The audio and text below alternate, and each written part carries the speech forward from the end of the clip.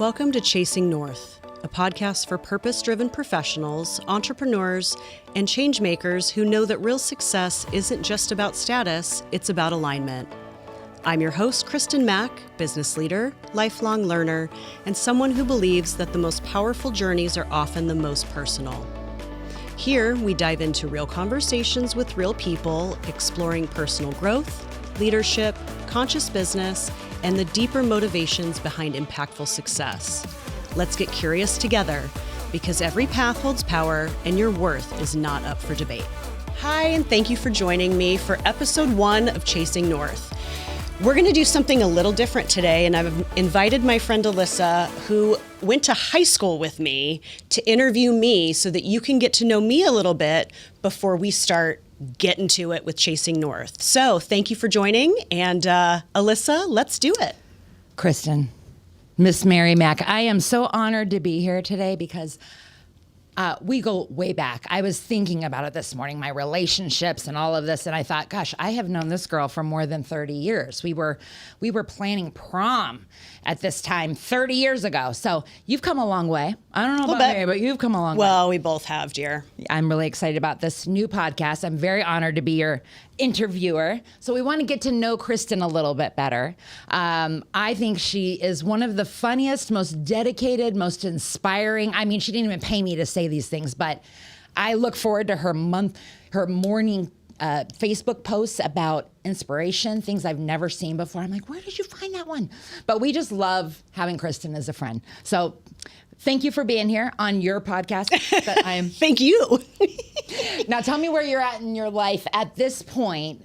Lots of big changes. I mean, 30 years, you're very different than where you were back then. Yeah. Even, let's say, 10 years ago. Yeah. We were, main 10 months ago. Character era for us. We were like, we're getting the awards, getting the achievements. You know, now we're looking at readers. Doing the sexy, the sexy photo shoots and trying to figure out how to make this look good. You know, so tell me where you are at this point. Give us a little snapshot of what you're doing professionally and then on a personal level. Yeah, sure. So right now I am one of 5 female owners of a local title company, Arizona run title company. Mm-hmm. We do have plans to expand, which is very exciting. We're going to go into other states in the next couple of years. Ooh, that's good. But it's NorthStar Title Agency.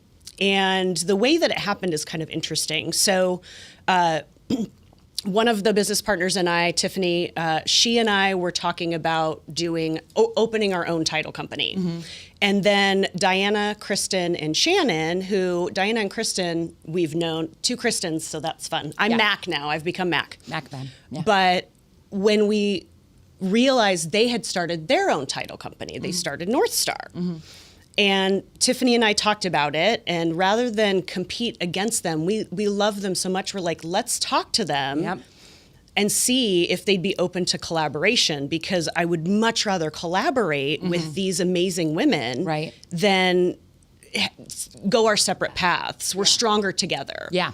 And they bought it. They were excited, and so they were like, yes, let's do this. And so now we've got NorthStar. We've got 22 employees, and we're just exceeding our goals, and we're off. So it's really fun. You're so not that girl, that competitive girl. You've always been somebody who has looked to try to uplift those around, leave people better than they were, when you first saw them. Always. That's always something I remember about you and know about you, is that you have a vibe and a inner desire to really make an impact on people. That's and so nice. I love that. I don't feel like I've been that way. I kind of don't see that in myself, so that's really nice to hear. Yeah, I think love that. I'm sorry to cut you off. No, that's okay. I just love that you decided not to go compete with other women. That you were like, let's join forces. It just shows me more of your brilliance. Well, that's really nice. They said yes. Yeah. So maybe it's their brilliance, really. Yeah. But for me, it was, thank you for saying that. I haven't always seen myself that way. Mm-hmm.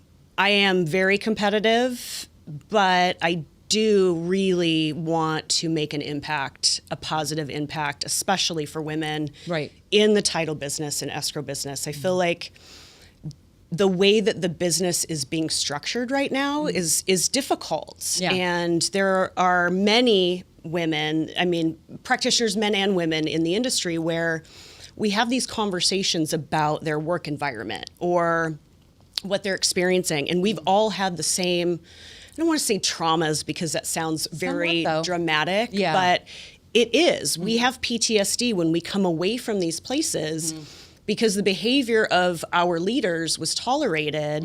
Like, I can't believe you don't know that. And it's really a challenge in the industry because the old school way doesn't work anymore.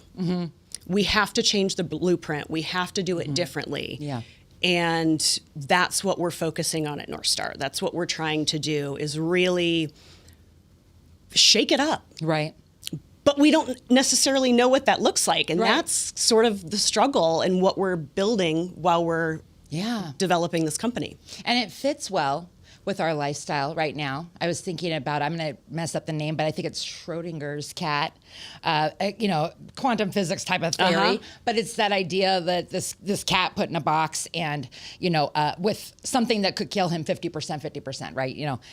And so is the cat is dead and alive at the same time. It's that feeling in this economy and in this world that we're kind of there and we're not there all at once, and we're also changing, a lot of evolving, a lot of changing. How do you seem to always embrace change? Because not everybody feels that way. Like, some people are like, I'm fine with it as long as nothing changes, as long, and all you want to do is think, it's going to change, like things are going to change. But how do you embrace change? Because you never seem to battle that or be scared of that. You've always had a lot of courage, and that courage is needed, That's nice. I think it's because, and I've actually been tested. We did some leadership, personality testing when I was at another company. All of the leadership team was tested, and my risk sensitivity score was 8 out of 100. They were like, there's something wrong. Everybody in the room was like 60, 70, 80, and I was 8. Wow. And which was also my volleyball number, so it makes sense. But connection. I don't know what it is. I just believe that it will work out. I have faith that it will work out. I am enjoying this part of my life where I'm trusting the journey. Right.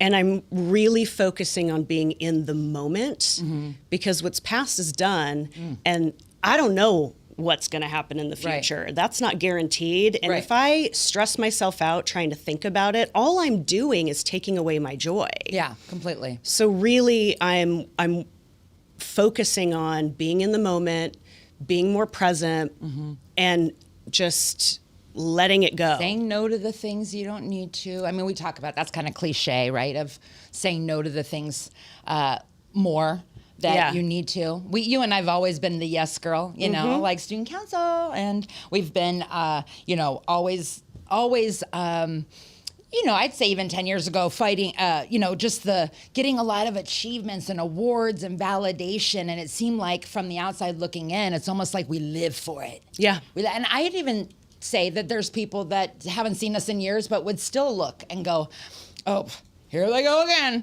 And I always try to blame it on my Leo, the Leo part of me. But at the same time, I think you and I are moving into a new place of alignment more than validation. I feel like it's more about your legacy, obviously, of what we're leaving behind, what that picture looks like. And the bigger thing is the empowerment that we can pass on to others, to women, to our children, to others that we don't even know are looking over, and that so that we can, so that everybody can understand that you're not alone. Like, we're all been in the same place. It just needs to be voiced. Yeah. I love that you're doing this. So with this podcast, you're hoping really, I would see you being such a great voice for our inner child inside of us, and bringing on some great guests. Is that what you kind of have planned? Yeah, I really want to explore the journey. Yeah. Because everyone's story, like I know your journey because we've grown up together, but I'm so fascinated. People that I've met professionally in the last 10, 15 years, how did they get there? Right. What helped them get there? Or what do they wish they knew then that they know now. Right. And so I really I'm very curious about the human experience because it's a blessing. Like what are the chances that our little ball of energy, our soul, whatever people believe, got to have this experience? Right. Like I could be an ant. Right. I could be any other thing. I could be a plant. Another but I country, got the right. human experience. Right. And I don't want to waste a day. Right. But I also want to learn as much as I can. Right. While I'm having this experience. Totally. And I don't want to get metaphysical and all of that stuff, but we're all connected. Totally. And you can get metaphysical. I don't mind. Well, I don't know Sometimes you enough. got to just be you, because then the right people come to you. I don't know enough about it, Yeah, but I I'm hear ya. learning. I hear ya. I listen to a lot of podcasts, and I'm Yeah. very fascinated by it. But Yeah. I really feel drawn to that. I feel very connected to other living things, and the human experience is just so cool. That we you get and to I have like that. I mean, we really hold on to things that connect us to ourselves. We love the butterfly metamorphosis and what you're doing in the cocoon. I mean, all of those things really add to the depth we feel like in this life, And I think a lot of people who don't know us would say, like, yeah, here she goes again. Here she goes. And it's okay. We got a little drama in us, But I think it's just that we both really value insight, and we value having a deeper thought about, that will bring us to, I guess, a deeper level. We should do mushrooms together. That's what I'm saying. We've never done that.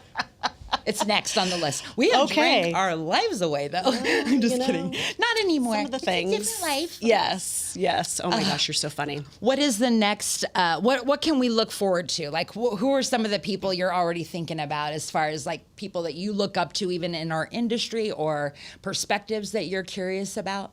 I mean, everyone. Yeah. Everyone is a potential guest. If anyone's interested, reach out to me. Yes. I really am curious about everything. Like, someone that wants to share their story, this is a place for them. Yeah. I am not too judgmental. I mean, there are definitely moments where I've probably been a little too judgy. Yeah. Working on it. Yeah. But I am very curious about landscaping. Like, how did you get there? What do you do? Right. Real estate, lending, therapy, whatever. Yeah. Like, I'm very curious about just people's journey. And I think for me, because I've been doing therapy, not talk therapy, I do somatic therapy. And I think that's really, it's changed my life.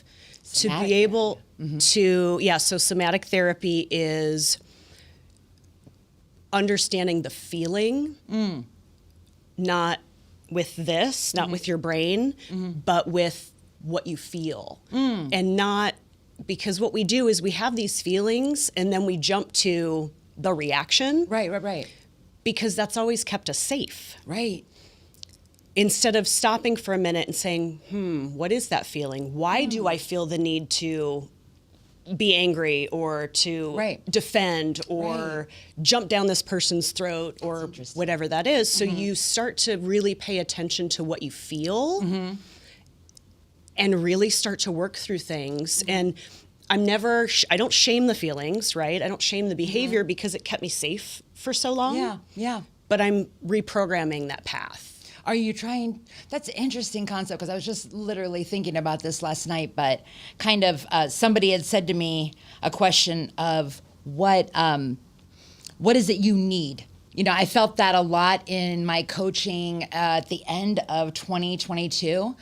Which was a pivotal time because the business was changing so much, from 2021's craze to, we're slowing down. But the coach I had at the time was always asking you, who are you? What do you want? What do you need? And, and it just became a very annoying, frustrating thing. I was I don't know. But as I've learned, and I was reading last night, kind of going into your thing, the need part of it, usually when you ask somebody kind of, if you had no judgment, what would you need? If nobody was to tell you whether it was right or wrong, what is it you need?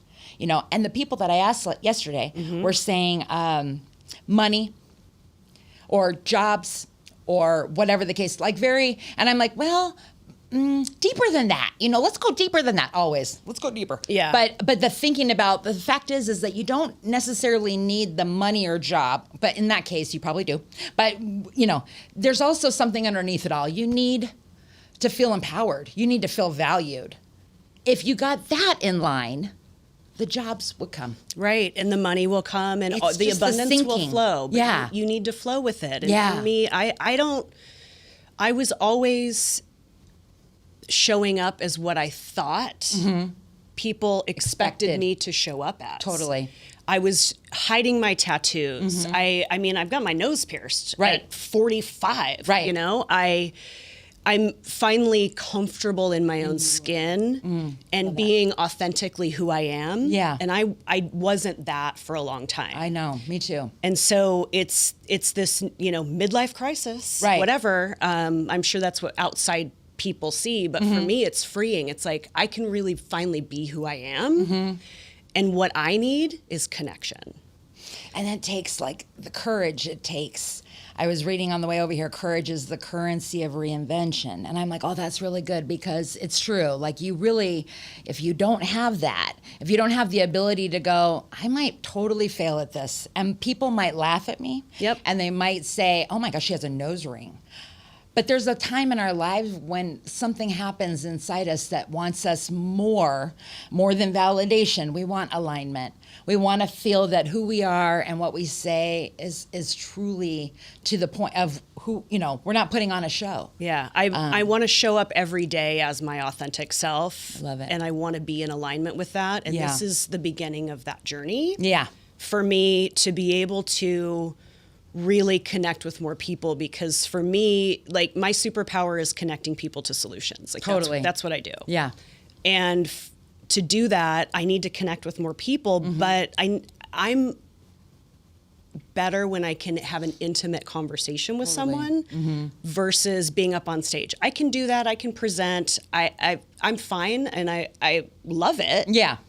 But I don't get to use my superpower in that environment. That makes sense. And for me, this is another outlet for me to be able to do that because I truly enjoy people and their story, and I'm very curious about that. Very. And so that's what this is. This is going to be I hope fun. Yeah. Journey to really discover more about myself, Right. but also share that with other people who may be feeling the same way. Right. We definitely feel that right now. And maybe struggling to build their real estate business or wake up in the morning and be happy. Right.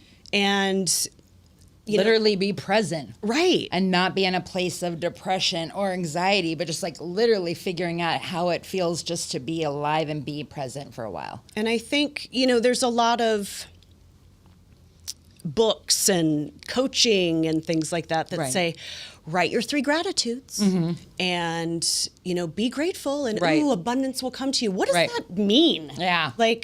What? The shit works though, I'm sorry, but when you write the gratitude, I'm sorry to say shit, but the gratitude part of it, sometimes I'm like, okay, I'm writing my gratitude, and then I start doing it, I'm like, you know what?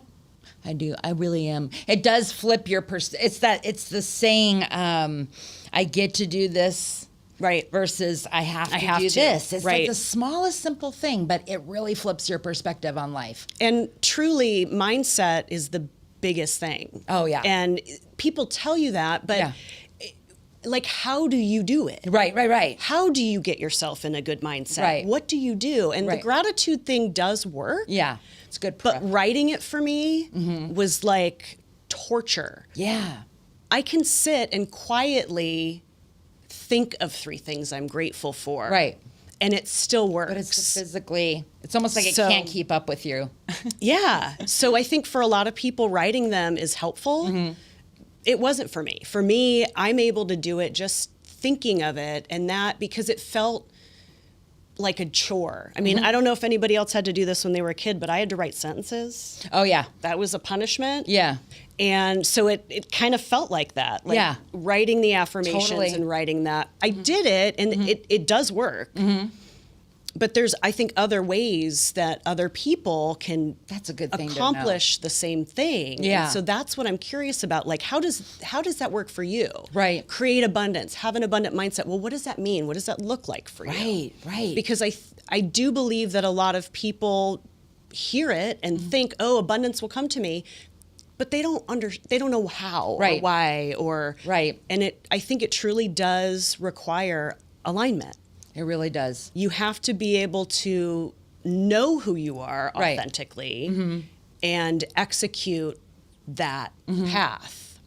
You have to have permission. Right. And a lot of people just flat out, if either they don't feel they have permission to be that, or they haven't given themselves permission. I mean, mostly.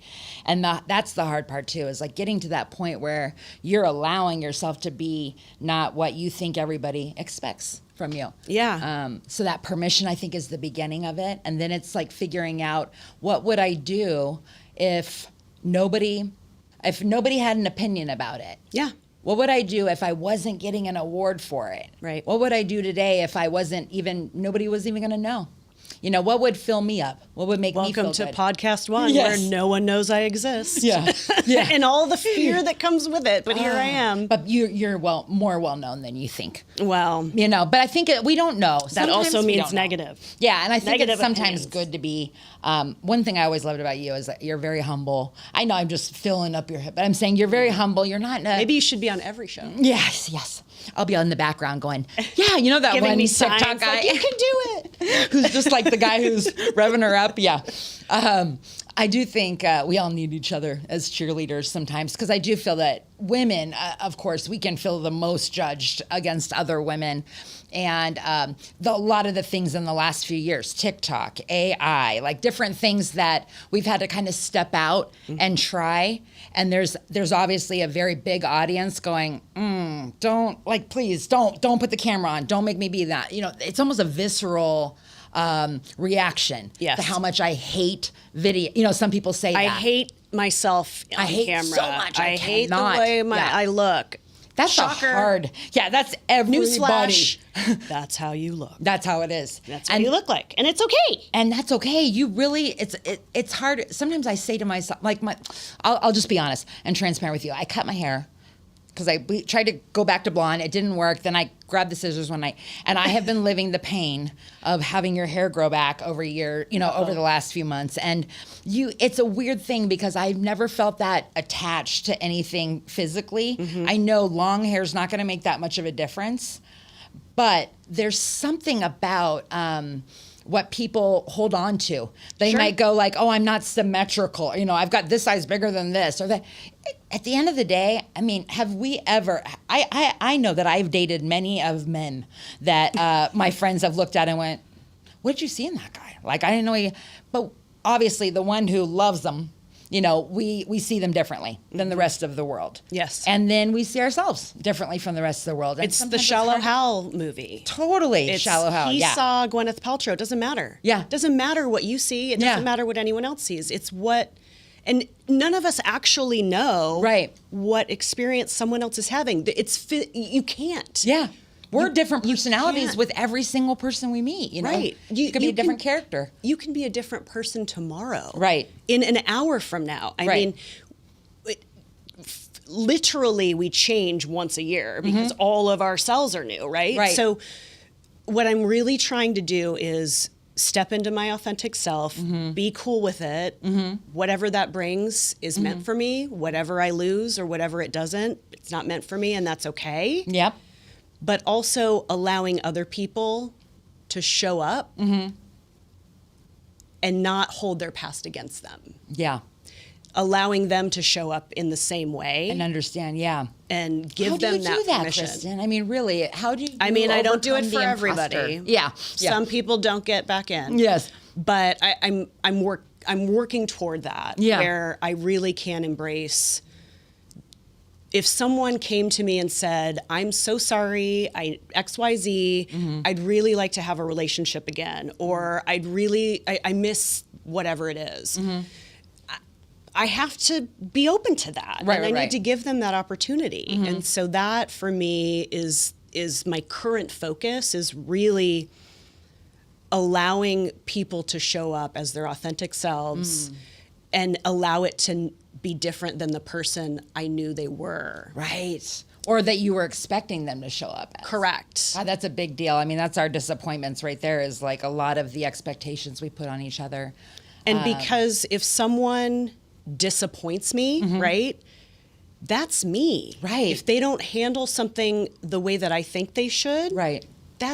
They're not me. Right. They have their own experiences. Right. They have their own perspective. Right. And it's unfair of me to expect everyone to be me. By the way, nobody wants that. Right. But You're like, I can't even totally back that my decisions and my mentality is correct.